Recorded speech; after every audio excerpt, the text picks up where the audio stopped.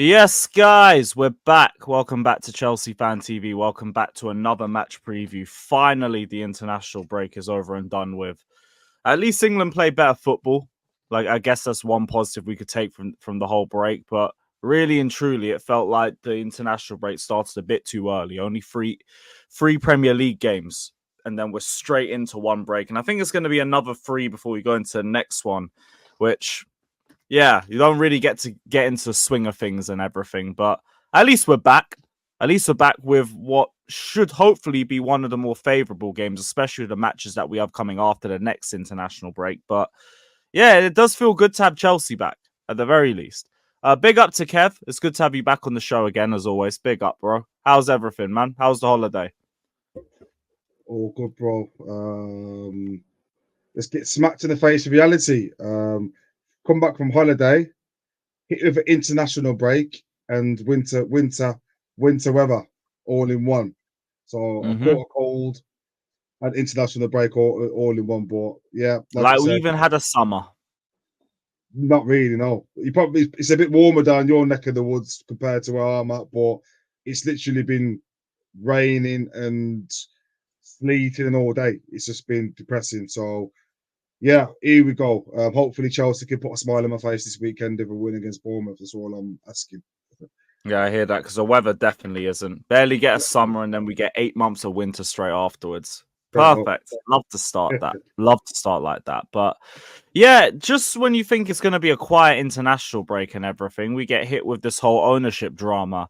And I say drama, it does feel again like it's been a bit blown out of proportion for the most part. But there is an idea around, I'm guessing on Bowley's side, that they want to buy out Clear Lake and they want to try and run the club closer to more what Bowley wants in terms of having a sporting director and just leaving them to it in terms of maybe bringing in a little bit more experience here and there.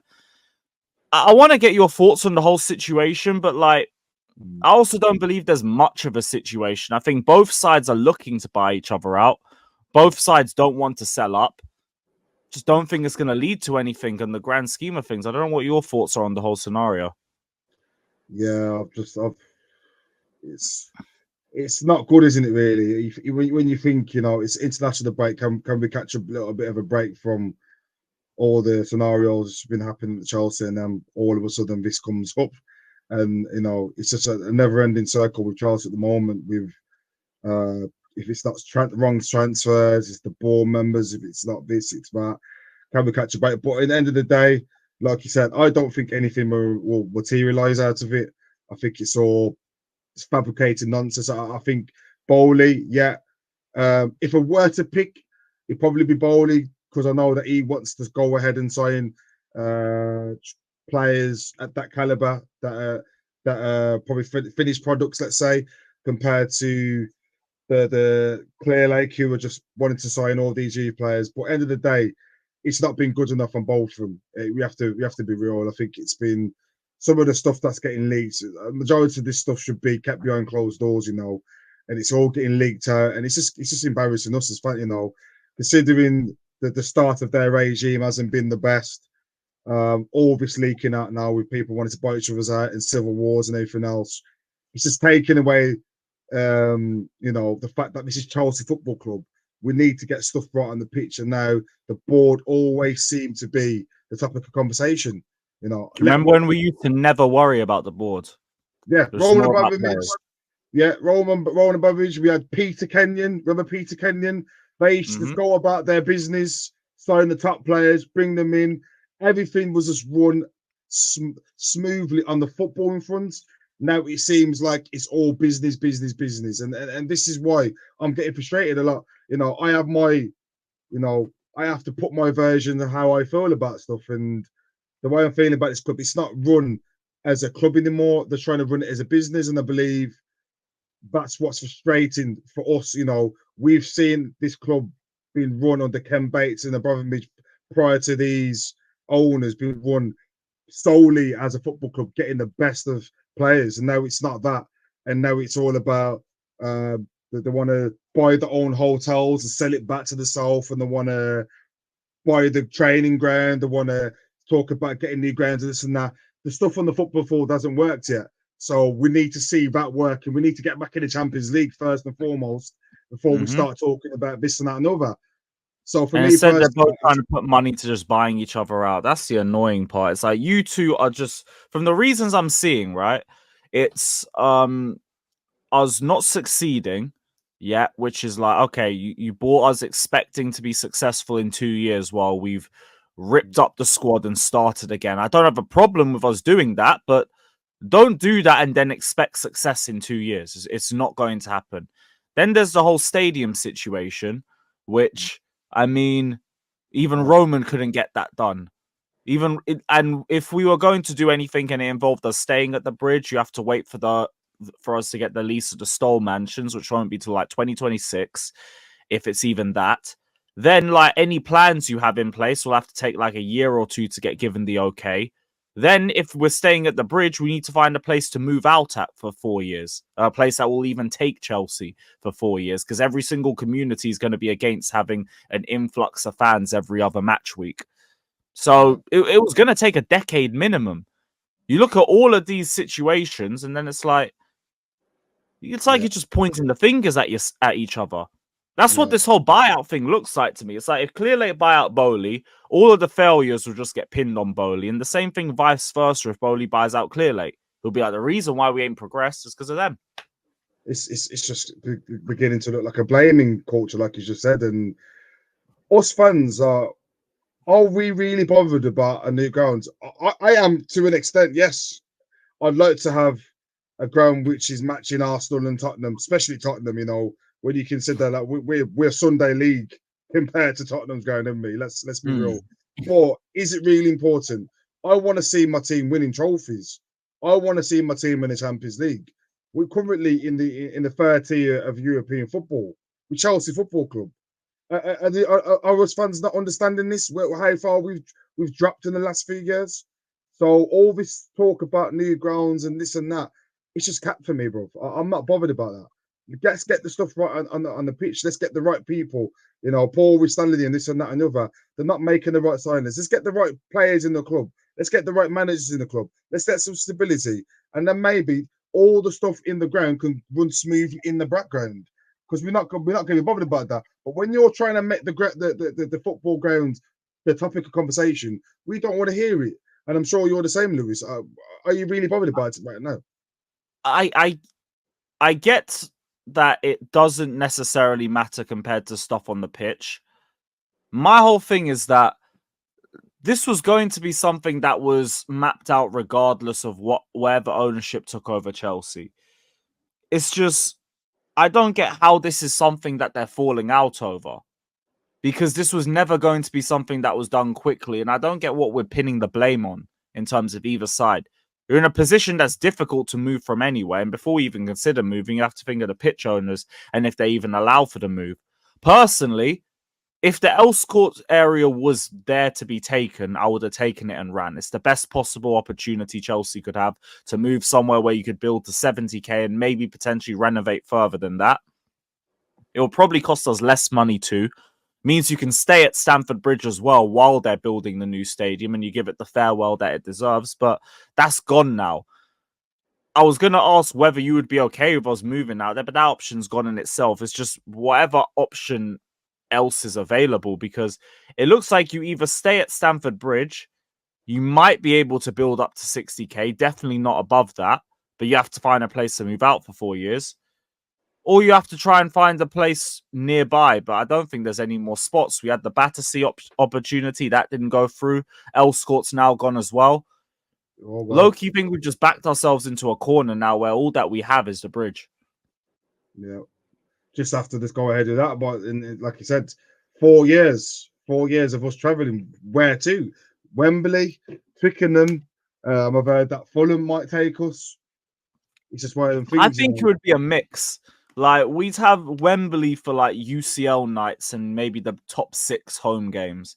Maybe the rest you do at Fulham or Twickenham or something. I've even heard mumblings of West Ham, God forbid. But I don't think we're going to have a set out home stadium.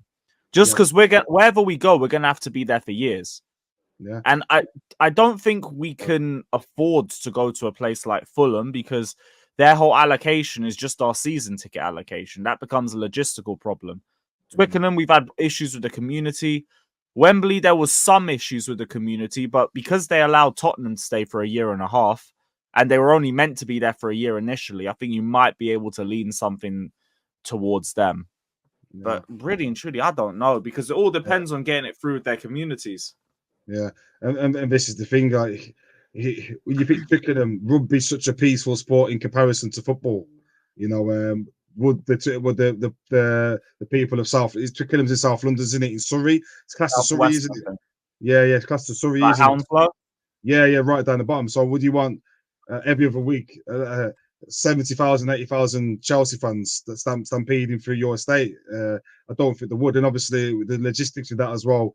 Twickenham never had a football game played at that stadium ever. It's always been rugby, so you'd have to overcome all the objectives with that. But that's for them to fact find. That's not down to us, you know. Like I said to you a minute ago, I'm not completely bothered about a football change the football game. At Stamford Bridge, I love the place. It might be a bit small, but it's got all the history, you know. On the Champions League, it's a special night. It's a special place. The atmosphere hasn't been the best the last couple of years due to certain reasons, but I think we just want to see stuff happen on the pitch, and you know, in the background they can plan and do all that stuff. But when you're trying to make it the topic of conversation, it's not going to watch with me. I'm gonna stop bothered about it. Let's just leave that to them, and hopefully start seeing the team go that way and push towards. Yeah, my only problem is that it seems to be an issue that's causing this rift between Clear Lake and Bowley. I don't understand that, because it's something that was going to be a long-term problem anyway. It shouldn't be anything that we're worried about. And everything else, it's like, okay, look at yourselves. You're the reason why we ain't progressed for so long. We could have been fourth of a Carabao Cup if you lot picked the right manager. Now we've wasted a year. Now we have to go back another year and try and get back into the top four again. If we don't get top four this season, there's going to be even more eyes on Clear Lake, and it's going to be the same target the year after that. No one can be bothered for it. So, yeah. This infighting is stupid. I don't think it's going to lead anywhere, and I hope it doesn't. I actually don't even have a side in all of this, because, like, you lot did this whole 2030 project and everything together. So how are we meant to be infighting and trying to buy each other out 2 years down the line? It just looks tin pot to me. It looks really tin pot. But hopefully it's just the end of it, and it's just some of this it's just some BS that's being peddled around while we try and get through the international break. There's not really been much between that other than this whole Fofana thing that's come out today. And I don't even think the Fofana stuff is that deep. There was some comments of him talking about getting an offer from Marseille last summer. And he said he considered it. He did think about it because it was an honor that Marseille were in for him. Was born in Marseille, a big Marseille fan growing up, idolized Didier Drogba, said he went to his first Marseille match just to watch Drogba. And now everyone's acting all offended about it. They're saying, oh, we stood by you for 2 years with injuries and you're saying stuff like this. They're acting like it's a Lukaku situation. And it's not a Lukaku situation. Literally just said he thought about it, and he's like, no, I'm committed to Chelsea. I'm here till 2029. I might move to Marseille. I might end my career at Chelsea.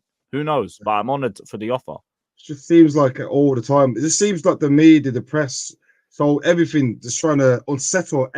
You know, when we get a little run, like Fofana's getting a little bit of run now. He started to see a bit of form. The media or someone will try and do something to unsettle him. Enzo, for instance, now with his driving thing, his driving ban. You know, he hasn't really played well, but he's just overcome all this racism scandal with him, bus scandal, gate, whatever you want to call it. And now he's got a ban, and that's the topic of conversation. It's never the football which is leading conversations now. If you look on social media, it's always something bad. Fofana, the board, Enzo's ban. It's always something bad. That's the sort of clicks. That's the sort of thing that gets the most clicks. Always the negative stuff. Yeah. And for me personally, Lewis, I don't pay any attention to it. I think I seen something of what he said about Marseille and that, but I just didn't pay any attention. When you mentioned Fofana, I thought he was on about Fofana, the striker, leaving to go to. The Athens move that might be falling through. Yeah, but I thought you were on about that because the stuff in Marseille. What's wrong with him saying that? He's just being honest. Honest is the best policy. So what? He's just being honest. Yeah, the offer came in. I considered it. So fucking what? There's no need for us to blow it out of proportion. That's it. I agree. It's just annoying that I feel like this is just our fan base in general. We'll hear anything and just start blowing it out of proportion. Yeah. Like, yeah, in terms of the whole Datro Fofana situation too, it looks like the move to Athens might not be going through. Which, oh boy, feel for him. Really do. Because I actually think he's a decent forward. But this is it though. This is the strategy. This is the strategy, Lewis. How much did we buy him for? I think it was 12 or 13 million pounds. And I think it was around 17, 18. So obviously there's a clause now in that loan deal which I read today, which is 20 million pounds. I'll just 8 million. My bad. 8 mil. 8 mil. So there you go. And there's a clause. There was a clause in that loan deal for 20 million. So you can see what they're doing. Got him for 8 million, loan him out if it goes well. They're signing for 20 million. There's your 12 million pound profit pot. That's it. That's all I'm seeing right now. These players are not bringing anything to the table. What has he been given the run at Chelsea? No, he hasn't. Like to prove himself. I blame Potter for that. Yeah, well, he did all right, didn't he, in that season? He done all right, but come on, let's be real. Like, is he going to make a massive impact to Chelsea Football Club? I don't think he is. I think he was brought solely on potential on the basis that he's get brought in on the cheap to knock out for a bit more profit. And that's what we've seen. We've seen that with like there's two tiers of players that we're signing. Ones that could develop for the first team, ones that you develop and get a bit of profit on. Like Angelo Gabriel is just another example. You got like a 5-6 million profit on him. But ultimately, it also means that you're able to get the likes of like Neto, Felix, Sancho, just as a result of it. So I do feel bad for him because he's not getting the move, and that would obviously help his development. But I also think January is going to come round. We'll find a club, someone who needs a striker, probably lower half of the Premier League or something like that, and get a cheeky 20 million. It'll be done. Yeah, there was talks about Wolves going in for him as well. Oh, really? Wolves was looking at him. I think there was part of the Neto deal that was looking at, but it didn't materialise. So, yeah, like you said, it might have come of it, but we've done too much of this now. We've got too much players on the books right now. I think we need to clear a few players out and start building a structured team, and then maybe go back to because to be fair to you, I'm not fully against this youth model, bringing in players and selling them off. I think it's smart business. But when the teams that are performing on the pitch, you know, you got to have a balance. I'd rather than sort out that first and then try and do this youth profit model thing after. It's not working. That's the thing. Then it kills the wage structure, which is why I understood the whole Osimhen situation not going through. My only problem was that we didn't just move and go for Tony.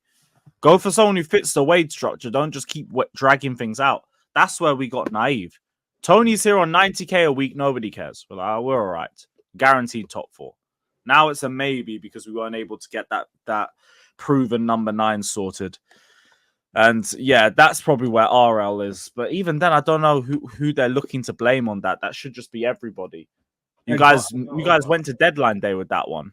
Apparently, they travelled over to Naples to finalise it, and he went through to Egbali to sign off, and he was like, "No, I'm not doing it. 250k is too much. It doesn't fit the wage structure." So he didn't sign it off. That's what I'm hearing from I don't even mind that, but it's like you would have known that in July. You didn't need to go to deadline day. There's been talk. They've been talking for months and months and months and months. So why would you ride it out till 12 o'clock on deadline? They just bet everything on him getting desperate with nobody else interested, and it didn't work. It didn't work. Like, I get it's risky. I get that's what you do in business, but like, okay, well, if it works, we're praising you. If it doesn't work, we're criticizing you. That's the whole point of risk. You put it all out there, you win or you lose. We lost. So that's us. And at the least, Jackson's had a decent start to the season. And if anything, he's taken all of the push for a number 9 as motivation. He's like, no, I'm still that guy.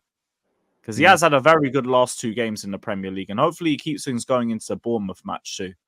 Like I said, we all know there's top potential in Jackson to become a top striker, but still frustrates me. When you just need to put that ball in the back of the net, that chance against City to go 1-0 up. That was defo rustiness, though. Yeah. Well, what it is, but Haaland, you can say the same thing about Haaland. No, because Haaland played pre-season. Like, he was regularly playing. True, Jackson had like 15 minutes against Inter Milan. That was our last preseason game, and he never played a minute other than that. It's true, but it's the same missed chances he was doing last year. So can you blame it on rustiness? I just blame it on him not being able Last to. season, hell no. The City game in the cup, like he's number one culprit for us not going through to the final. Yeah, there you go. But I think if he can just, he's doing everything right. If he can just put that ball in the back of net more consistently, I don't think we need another number 9. I mean, you had this discussion a few weeks ago. We said, would we be too bothered about not signing a striker? And both of us agreed that I don't think we would be, because Jackson has got all the potential to become that. But this is his time now. He's got from now to January to prove to us fans, prove to the club that he's that guy. If not, we'll have to look elsewhere, because that's going to be the difference. That's going to cost us. You know, in key games where you can put your team 1-0 up, if he's missing chances like that, that's the reason. That's the difference between winning the game and losing the game. When City went 1-0 up, they had the emphasis, then went on to win it. If he put that chance away, we'd probably got a draw out to the game. So it's fine margins. So he's got to learn to put that ball in the back of the net. Yeah, I hear it. At least he's got an opportunity in the next few games to continue that. But I agree too. Like, we didn't need a striker like that. It was only just to guarantee top 4 and to maybe have a lazy eye looking at 3rd place, depending on how Liverpool's season went. But for us, like, Jackson should be enough as long as he continues on his upward trajectory. He had a very good first season in the Prem. He just has to build on it. And if he continues to build on it, there isn't going to be any question marks as to where he can go. The only real question marks are, as we go into the Bournemouth game, who's going to play right back? James is out. Gusto's injured as well. It's looking like either Disasi or my personal pick would be Caicedo to play in the right back role. Yeah. What are you feeling? You beat the nail on the head, because at the end of the day, if he's inverted, he's going to be playing in a central role anyway. So basically, with the invert, what you find is on the attack, he moves into the central position to cover for their counter attack. But on the defense, he comes out wide and he covers that space out wide. So it'd be the natural thing to do. But it's just our luck, isn't it, that we've got 2 of the best right backs in the league, both injured at the same time. And it's just so Chelsea. It's just like, what can we do here? But when you think about it, we've got players that can potentially play that. I don't want to say his name. You're going to probably say, Kev, what you've been smoking. Ben Chilwell, that could probably do a job that side. Yeah, I know you laugh. I know. But, yeah, I know. He can still do a number that side, but can you trust that guy? No, you can't. Yeah, so I'd rather play a centre midfielder there, because you know what you're getting with Chilwell. But it's just, what can we catch a break? Can we just have a fit 11? Can we? I want to see this season, because we never seen it last season. Can we see Chelsea's strongest 11 for a stretch of 10 games? Because if we actually seen that, the potential of that team. Oh, so Philip Jorgensen's also just come off injured in the under-21 game for Denmark. So yeah, another one. Yeah, but yeah, I think you're right. I just saw that literally now, so I thought I'd pull that up. Yeah, but just going off what you said, I think Caicedo will be a good option there on the right. If we still had Chalobah, I think he would have been obviously a definitely starter, but he's at Palace, so it's one of them things. So at least then you can see Enzo play a little bit deeper too, and probably get a better performance from him, I'd hope.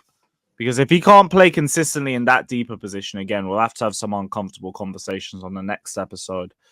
Yeah. Who partners him then? Because I think Lavia's still out of this game too.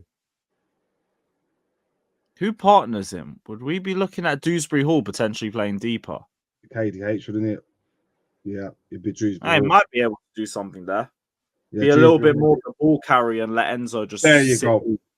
There you go, and that's what Dewsbury Hall. I'm seeing a lot of fans giving him a bit of stick in that recently, but come on, man! Like, the guy's already been here a few weeks, man. Just give the guy time. There's potential there. I've been. It's bitter fans that Gallagher got sold. It's nothing else. Yeah, that's what it is. The way he cooked us at the Bridge last day in the cup, we all know there's potential there. Let's give the guy some time, and I think now he's got the opportunity on Saturday. He's got to take it. At Chelsea, you all know you don't get much opportunities to prove yourself. So maybe this is his chance to stake a claim and do himself some favours.